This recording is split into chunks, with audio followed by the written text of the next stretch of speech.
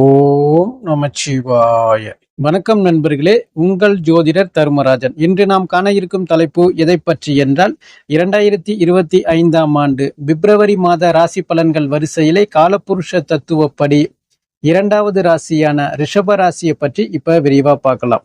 அதற்கு முன்னாடி நம்ம சேனலை இப்பதான் நீங்க முதல் முறையா பாக்குறீங்க அப்படின்னா நம்ம சேனலை சப்ஸ்கிரைப் பண்ணுங்க, கூடவே பெல் பட்டனையும் அழுத்துங்க. அப்பதான் நான் போடுற ஒவ்வொரு வீடியோவும் உங்களுக்கு உடனுக்குடனா வரும். வாங்க வீடியோக்குள்ள போகலாம். பொதுவா ரிஷப ராசியை பொறுத்த வரைக்கும் பிப்ரவரி மாதத்திற்கு பாத்தீங்கன்னா உங்களுக்கு கடந்த மாதத்துலதான் ஒரு சில தடங்கள் தாமதம் இது போல விஷயங்கள் ஏற்பட்டு இருந்தாலும் இந்த மாதத்தை பொறுத்த வரைக்கும் உங்களுக்கு சிறப்பாவே இருக்கு. அதாவது ஜென்மத்துல குரு பகவான் இருந்து பாத்தீங்கன்னா ஜென்ம குரு ராம வனவாசம் அப்படிங்கிறது போல கடுமையான வேலைப்பல கொஞ்சம் கொடுத்திருப்பாரு, கடுமையான அலைச்சலை கொடுத்திருப்பாரு, ஒரு சில அசிங்கம் அவமானத்தை கொஞ்சம் கொடுத்திருப்பாரு. ஆனா இந்த மாதத்தை பொறுத்த வரைக்கும் பாத்தீங்கன்னா ராசிநாதன் சுக்கிரன் அப்படிங்கிறது பாத்தீங்கன்னா லாபஸ்தானத்துல உச்சம் அடைகிறாப்ல, ராகு கூட சேர்ந்து இருக்கிறாப்ல.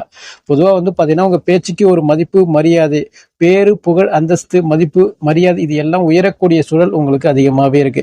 இதுவரைக்கும் நடக்காத விஷயங்கள் இது எல்லாமே உங்களுக்கு நடக்கிறதுக்கு நிறைய வாய்ப்புகள் இருக்கு. ரொம்ப நாள் பிரச்சனை ஒரு முடிவுக்கு வரக்கூடிய சூழலும் உங்களுக்கு அதிகமாவே இருக்கு. பொருளாதார வளர்ச்சி ஏற்படுறது, ஒரு நினைத்த காரியங்கள் சிறப்பான முறையில முடிகிறது, இது போல விஷயங்களும் அதிகமா உங்களுக்கு ஏற்படும். பொதுவா ராசிநாதனும் குருவும் பாத்தீங்கன்னா உங்களுக்கு பரிவர்த்தனை அடைகிறாப்ல. அதாவது ராசிநாதன் சுக்கிரன் லாபஸ்தானத்துல இருக்கிறாப்ல, லாபஸ்தானாதிபதி குரு பாத்தீங்கன்னா ராசியில இருக்கிறது. குரு சுக்கிரன் பரிவர்த்தனை யோகம் அப்படிங்கறதால பாத்தீங்கன்னா பல வெற்றி பாகை சூடக்கூடிய சூழலும் உங்களுக்கு இந்த மாதத்துல உங்களுக்கு சிறப்பாவே இருக்கு. குடும்பஸ்தானாதிபதி புதனை பொறுத்த வரைக்கும் 11ஆம் தேதி வரையும் 9ஆம் பாவகத்திலையும் பிறகு 10ஆம் பாவகத்துக்கும் புதன் போறாரு. பொதுவா பேச்சில ஒரு மதிப்பு மரியாதை தனஸ்தானங்கள் உயரக்கூடிய சூழல் உங்களுக்கு சிறப்பாவே இருக்கு. ரொம்ப நாள் பிரச்சனை ஒரு முடிவுக்கு வரக்கூடிய சூழலோ, வேலையில ஒரு சில மாற்றங்கள் வர்றது, குடும்பத்துல பாத்தீங்கன்னா கொஞ்சம் புதிய உறுப்பினர்கள் வர்றதோ இல்ல தனஸ்தானங்கள் உயரக்கூடிய சூழலும் உங்களுக்கு சிறப்பாவே இருக்கு. அதாவது இந்த காலகட்டத்தில் பொறுத்த வரைக்கும் தந்தை மூலமான அனுகூலங்கள் அப்படிங்கிறது உங்களுக்கு இந்த மதத்துல சிறப்பாவே இருக்கு. ஏன்னா புதனை பொறுத்த வரையும் சூரியன் கூட சேர்ந்து பாக்கியஸ்தானத்துல இருக்கிறதால புதனாதித்ய யோகம் அப்படிங்கிற மாதிரி அமைப்பு உங்களுக்கு இந்த மதத்துல சிறப்பாவே இருக்கு.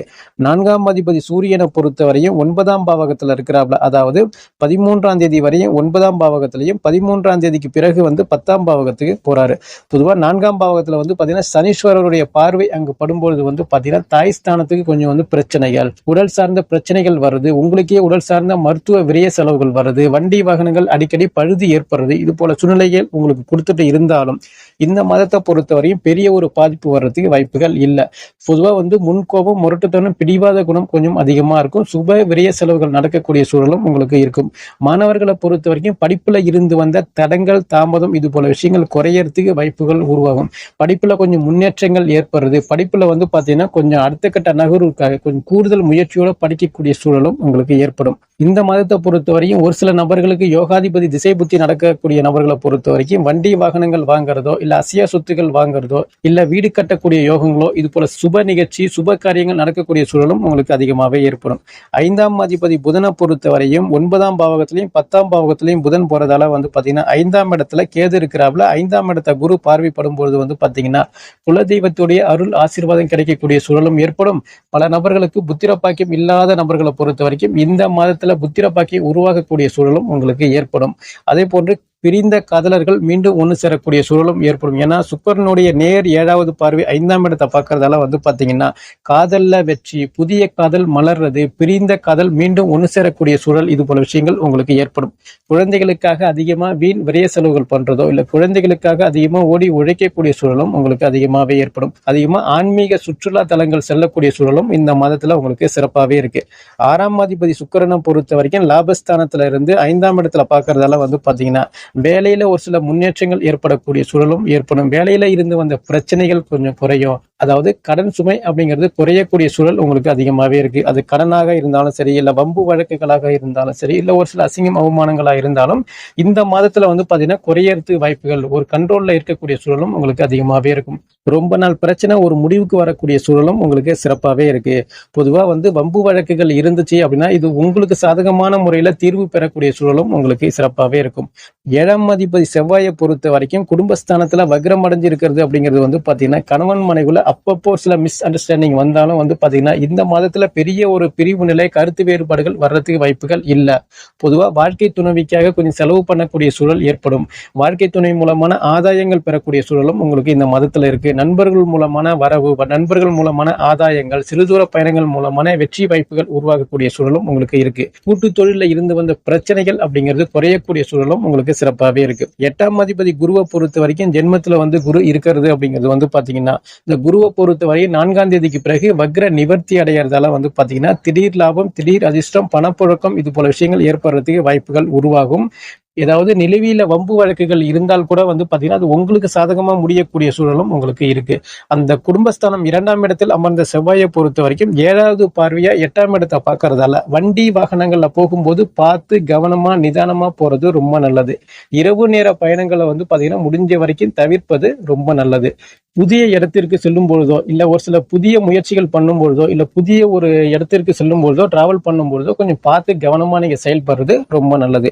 9ஆம் அதிபதி சனீஸ்வரரை பொறுத்த வரைக்கும் 10ஆம் இடத்துல இருக்கிறது அப்படிங்கிறது வந்து பாத்தீங்கன்னா பொதுவா வந்து சூரியன் புதன் எல்லாமே சம்பந்தப்படுறதால சனீஸ்வரரோட சம்பந்தப்படும் பொழுது ஓரளவுக்கு பாக்கியஸ்தானம் வலுப்பெறுது.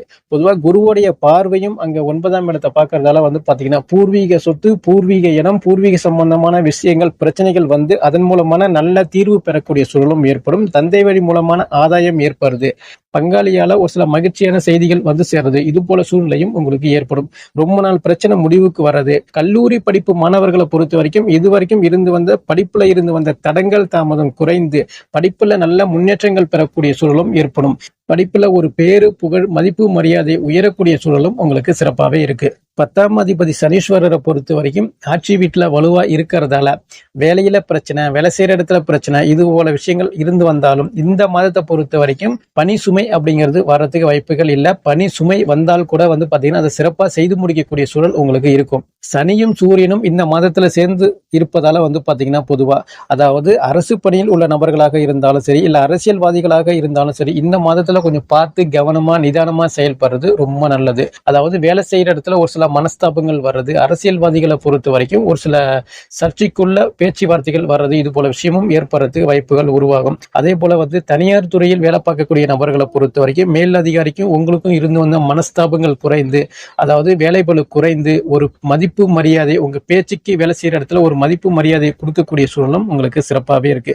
தொழில் செய்யக்கூடிய நபர்களை பொறுத்த வரைக்கும் தொழில வெற்றி, தொழில லாபம் இது போல சூழ்நிலையும் உங்களுக்கு ஏற்படும். நீங்க ஒரு கம்பெனி வச்சுட்டு இருக்கீங்க, உங்களுக்கு கீழே பல நபர்கள் வேலை பார்க்கறாங்க அப்படின்னா இந்த மாதத்துல வந்து பாத்தீங்கன்னா தொழிலாளியை பொறுத்த வரைக்கும் கொஞ்சம் கடின உழைப்பு அவங்களுக்கு ஏற்படும். கொஞ்சம் கூடுதல் உழைப்போட நல்ல லாபங்கள் பெறக்கூடிய சூழலும் உங்களுக்கு சிறப்பாகவே இருக்கு. லாபஸ்தானாதிபதி குருவை பொறுத்த வரைக்கும் ஜென்மத்துல இருக்கிறாப்ல லாபஸ்தானத்துல சுக்கிரனும் ராகுவும் சேர்ந்து இருக்கிறதால பரிவர்த்தனை யோகம் அடையறதால வந்து பாத்தீங்கன்னா லாப நோக்கோடு செயல்படக்கூடிய சூழலும் ஏற்படும். மூத்த சகோதரர்களால நன்மைகள் ஏற்படுறது, அவங்களால ஆதாயம் பெறக்கூடிய சூழலும் ஏற்படும்.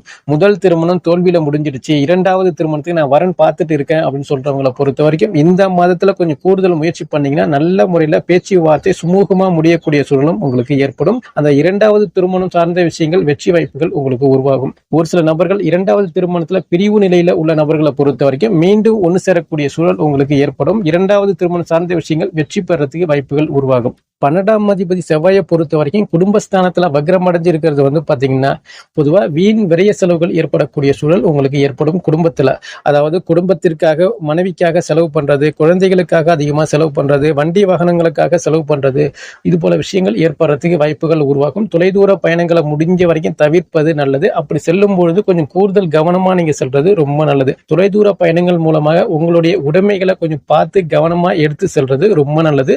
ஒரு சில நபர்களுக்கு வந்து பாத்தீங்கன்னா சரியில்லாத திசை புத்தி நடக்கும்பொழுது உங்களுடைய உடைமைகள் திருட்டு போகக்கூடிய சூழலும் உங்களுக்கு ஏற்படும். அதற்கு ஏற்றது போல முயற்சி பண்றது ரொம்ப நல்லது. அப்படி இருக்கும் பொழுது இந்த பிப்ரவரி மாதத்தை பொறுத்த வரைக்கும் ரிஷபராசிக்காரங்கள் வழிபட வேண்டிய தெய்வம் எது அப்படின்னு கேட்டீங்கன்னா அருகே வந்து பாத்தீங்கன்னா பெருமாள் கோவில் இருந்துச்சுன்னா பெருமாள் கோவில் வழிபாடு பண்ணீங்க அப்படின்னா சிறப்பான பலன்களை அளிக்கும் என்று கூறி மீண்டும் அடுத்த காணொளியில் உங்களை சந்திக்கின்றேன். நன்றி, வணக்கம். ஓம் நமச்சிவாய. வாழ்க வளமுடன்.